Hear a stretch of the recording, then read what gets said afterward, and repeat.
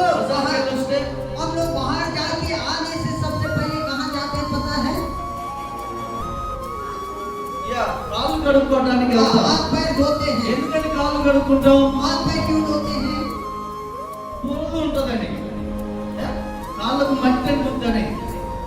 क्यों हम हाथ पैर धोते हैं?